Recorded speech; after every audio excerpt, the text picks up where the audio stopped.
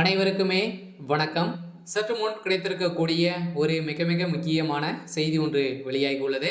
சற்று முன் உதயநிதி ரகசிய பங்களாவில் திடீர் ரைடு, வசமாக சிக்கிய 950 கோடி, இது மாதிரி செய்திகள் வெளியாயிருக்கு.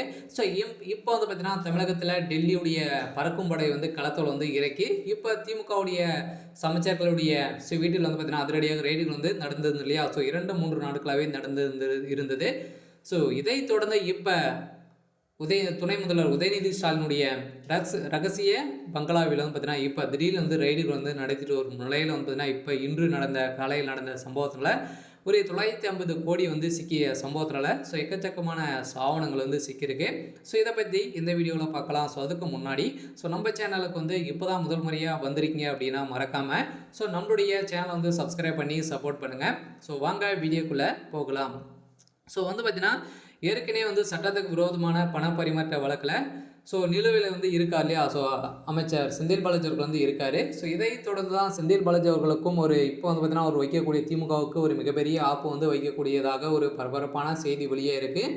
ஸோ இதை தொடர்ந்து இருந்தாலும் இப்போ உதயநிதியுடைய சம்மந்தப்பட்ட பங்களாவில் பார்த்தீங்கன்னா திடீர்னு ரைடு நடந்த சம்பவம் தான் பெரும் அதிர்ச்சியை அளித்திருந்தாலும் அவர் சம்மந்தப்பட்ட நிறுவனங்களையும் ரைடுகள் நடக்க போகுது அப்படின்றது தான் செய்தி வெளியே இருக்குது. இப்போ திமுகவை பார்த்தாவே பார்த்தீங்கன்னா திமுக இருக்கக்கூடிய ஒரு மூத்த அமைச்சராக இருந்தவர் தான் அமைச்சர் துரைமுருகன். ஸோ துரைமுருகன் அவர்களுடைய வீட்டிலும் பார்த்தீங்கன்னா அவருடைய மகன் வீட்டிலும் ரைடுகள் நடந்ததில் 2 நாட்களாகவே நடந்தது. அதில் எக்கச்சக்கமான நிறைய ஆவணங்கள் பார்த்தீங்கன்னா அமலாக்கத்துறையால் பார்த்தீங்கன்னா பறிமுதல் கைப்பற்றியதாக தகவல் வெளியாகி வருகின்ற நிலையில் இந்த சோதனையின் அடிப்படையில் இது வரைக்குமே 11,000 கோடி சிக்கியிருக்கு.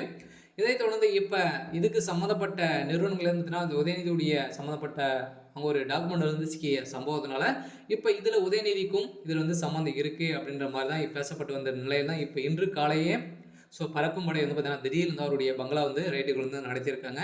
ஸோ இதிலும் ஒரு 950 கோடி பணங்கள் சிக்கியிருக்கு. அதனால் இதில் பார்த்தீங்கன்னா நிறைய ஆவணங்களும் சிக்கியிருக்கக்கூடிய நிலையில் அரசுக்கு பார்த்தீங்கன்னா இந்த ஆவணங்களெல்லாம் கணக்கு காட்டி, போலியான ஆவணங்களை கணக்கு காட்டி இவங்க நிறைய ஊழல் செஞ்சுட்டு வராங்க. மக்களுக்கு எந்த ஒரு நலத்திட்டங்களையும் செய்து தராத திமுகவுடைய அரசு ஏற்கனவே சட்ட ஒழுங்கை மீறி தான் நடந்துட்டு வருது.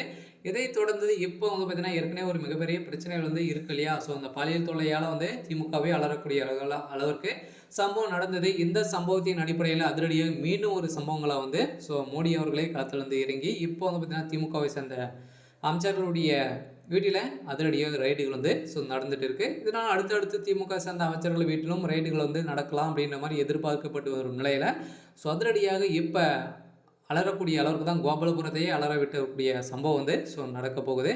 அதனால் என்ன நடக்க போகுது அப்படின்றத வெயிட் பண்ணி பார்க்கலாம். இது மாதிரி செய்திகளை தெரிஞ்சுக்கணும் அப்படின்னா மறக்காமல் நம்மளுடைய சேனலை சப்ஸ்கிரைப் பண்ணிக்கோங்க. தேங்க்யூ.